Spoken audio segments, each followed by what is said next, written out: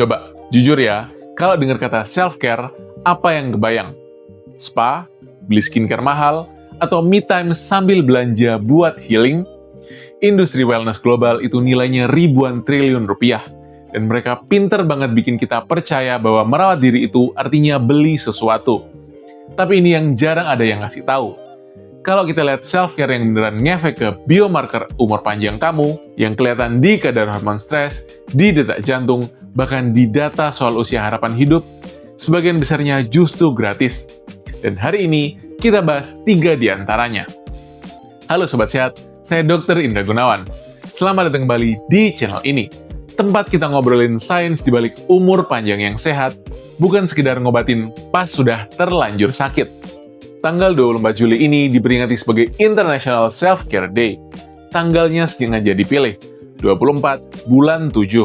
Melambangkan bahwa merawat diri itu idealnya 24 jam sehari, 7 hari seminggu. Bukan cuma pas weekend atau pas sudah burnout berat. Nah, sebagai dokter, jujur saya agak gemes sama kata self-care belakangan ini.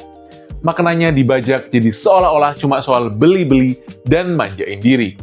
Gini, saya nggak bilang manjain diri itu salah ya, kadang perlu. Tapi, kalau kita ngomongin self-care dari kacamata longevity medicine, definisinya beda. Self-care yang sesungguhnya itu adalah hal-hal yang mengatur ulang biologi tubuh kamu, yang menenangkan sistem alarm internal yang kalau nyala terus-menerus, diam-diam mempercepat penuaan. Dan yang bikin lega, 3 hal yang bakal kita bahas ini nggak butuh kartu kredit sama sekali. Yang pertama, ada di dalam diri kamu sekarang ini. Kalau saya bilang kamu bisa menekan tombol tenang di tubuh kamu dalam hitungan detik, tanpa aplikasi, tanpa alat, kamu percaya nggak? Rahasianya ada di cara kamu buang napas. Ada teknik namanya cyclic sighing atau physiological sigh. Caranya, tarik napas dalam lewat hidung, terus sebelum buang, tambahin 1 tarikan pendek lagi buat ngisi paru-paru sampai penuh. Baru, habis itu, buang napas pelan-pelan dan panjang lewat mulut sampai benar-benar kosong. Saya contohin ya.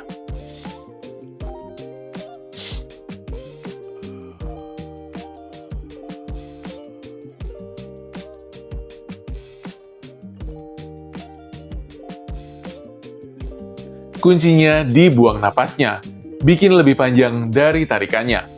Sebuah penelitian dari Stanford membandingkan beberapa teknik napas dengan meditasi. Hasilnya, kelompok yang latihan napas, terutama cyclic sighing ini, cukup 5 menit sehari menunjukkan perbaikan mood dan penurunan tanda-tanda stres tubuh yang lebih besar. Jadi, kalau kamu lagi pikiran, panik, atau kesel, sebelum bereaksi, coba dulu. 2 tarikan, 1 buangan panjang. Itu self-care paling murah di dunia. Nah, buat kamu yang mikir, kok bisa cuma buang napas doang ngefek ke stres? Stay dulu, karena mekanismenya ini melibatkan 1 kabel rahasia di tubuh yang jarang orang tahu. Yuk kita bedah pelan-pelan. Bayangin sistem saraf kamu itu kayak mobil dengan 2 pedal. Ada pedal gas, namanya sistem saraf simpatis, yang bikin kamu siaga, jantung berdebar, siap lawan atau lari.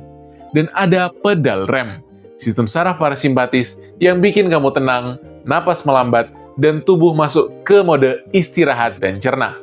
Masalahnya, hidup modern ini bikin kaki kita nginjek pedal gas terus-terusan. Notifikasi HP, macet di jalan, deadline, berita, semuanya bikin tubuh siaga seolah-olah ada ancaman. Padahal kita cuma duduk di depan laptop. Kalau pedal gas ini keinjek seharian, kadar hormon stres seperti kortisol cenderung tinggi terus. Dan kondisi siaga kronis ini dalam longevity medicine dikaitkan dengan peradangan tingkat rendah yang lama-lama bisa mempercepat penuaan sel. Nah, disinilah buang napas panjang jadi ajaib. Ada 1 saraf besar namanya saraf vagus. Anggap aja kabel utama yang menghubungkan otak ke jantung dan organ-organ dalam. Tinjauan ilmiah menunjukkan, saat kita bernapas pelan dengan buang napas yang diperpanjang, kita seperti sedang mengirim sinyal lewat kabel vagus ini. Aman kok, santai. Sinyal itu menginjak pedal rem parasimpatis, detak jantung melambat, dan tubuh keluar dari mode siaga. Jadi, buang napas panjang itu bukan sekedar menenangkan pikiran, tapi itu benar-benar menginjak rem biologis di tubuh kamu. Tentu saja, buat kamu yang merasa cemasnya berat dan mengganggu keseharian, teknik napas ini bukan pengganti bantuan profesional. Tetap konsultasikan ke dokter atau psikolog. Ngomong-ngomong, buat kamu yang suka self-care evidence-based kayak gini, yuk gabung ke fitur membership channel ini. Di Community tab, kita bisa diskusi dan kamu juga bisa request topik apa yang akan kita bahas selanjutnya. Tapi ingat, ini murni ruang edukasi, bukan untuk konsultasi medis pribadi. Klik tombol join di bawah. Oke, itu tadi self-care dari dalam tubuh. Sekarang ada satu obat penurun stres yang ada di luar sana, gratis, tapi makin lama makin kita jauhi karena keasikan di dalam ruangan. Ini mungkin resep paling murah yang pernah kamu dengar dari seorang dokter. Keluar rumah dan habisin waktu di alam. Bukan kiasan, ini beneran ada takarannya. Sebuah penelitian mengukur langsung kadar kortisol dari air liur peserta sebelum dan sesudah mereka menghabiskan waktu di alam. Hasilnya, cukup sekitar 20-30 menit duduk atau jalan santai di tempat yang bikin kamu ngerasa deket sama alam, udah memberikan penurunan hormon stres yang paling efisien. Peneliti sampai menyebutnya pil alam atau nature pill. Dan studi lain yang melibatkan hampir 20.000 orang menemukan ambang ajaibnya. Sekitar 120 menit seminggu di alam dikaitkan dengan kesehatan yang lebih baik. Menariknya, nggak masalah kamu ambil sekaligus 2 jam atau dicicil beberapa kali dalam seminggu. Yang penting, totalnya nyampe sekitar 2 jam. Jadi, self-care kamu minggu ini nggak harus mahal. Kadang cukup ke taman di dekat rumah. Nah, 120 menit tadi, angka yang spesifik banget kan? Pertanyaannya, kenapa sih otak kita butuh alam? Apa yang sebenarnya terjadi di kepala kita pas lihat pohon dan langit? Ini bagian yang menarik. Gini, coba bayangin otak kamu itu kayak HP yang seharian kebuka puluhan tab sekaligus. Ada tab kerjaan, tab khawatir soal cicilan, tab drama grup WhatsApp, tab berita.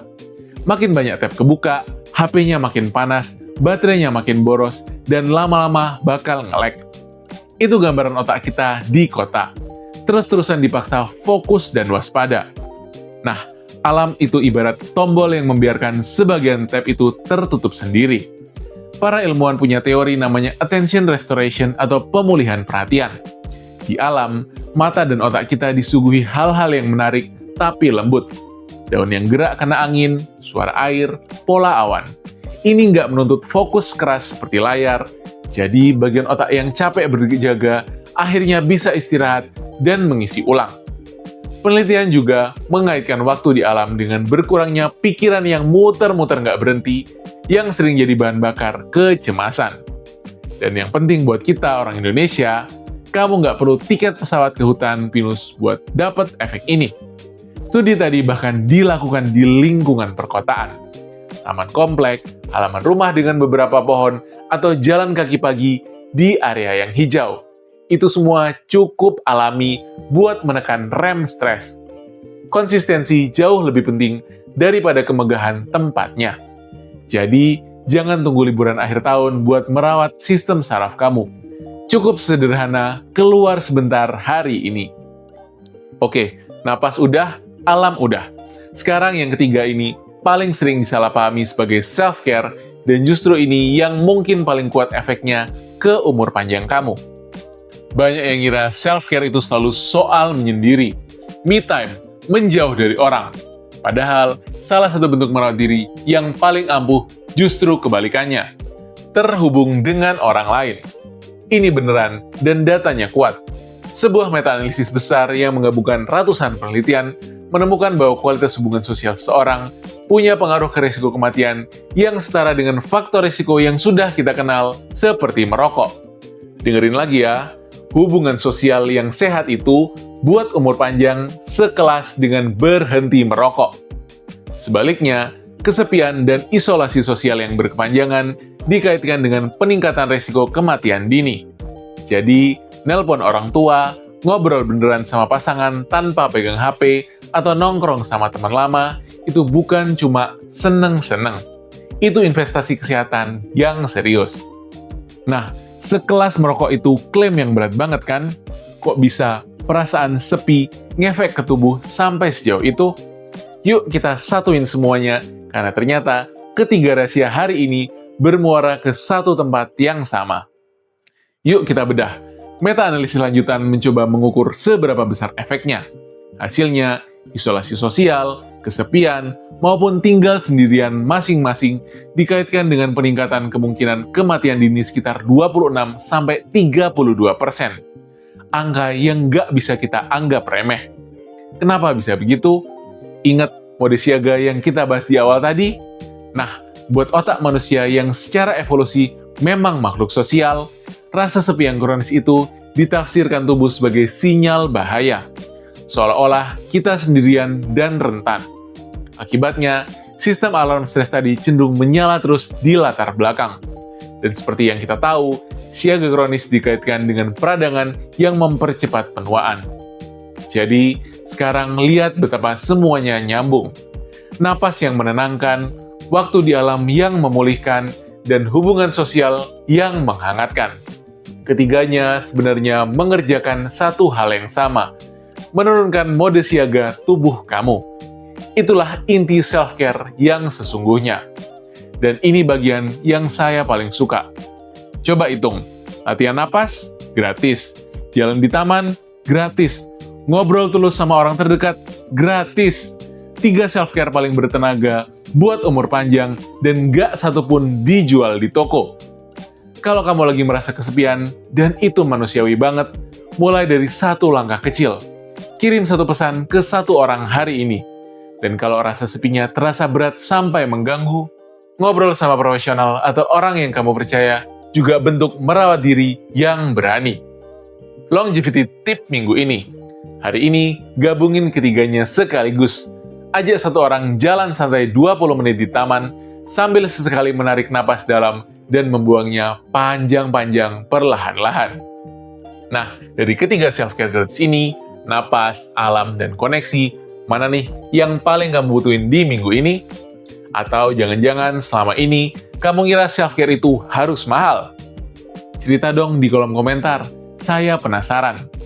Kalau video ini bikin kamu ngeliat merawat diri dengan cara yang berbeda, jangan lupa klik like, subscribe, dan share ini ke orang yang mungkin lagi butuh diingetin buat istirahat. Saya Dr. Indra Gunawan, ingat selalu, sehat itu bukan cuma soal nggak dirawat di rumah sakit, tapi soal merawat diri, tubuh, dan jiwa supaya kita bisa umur panjang dengan bahagia.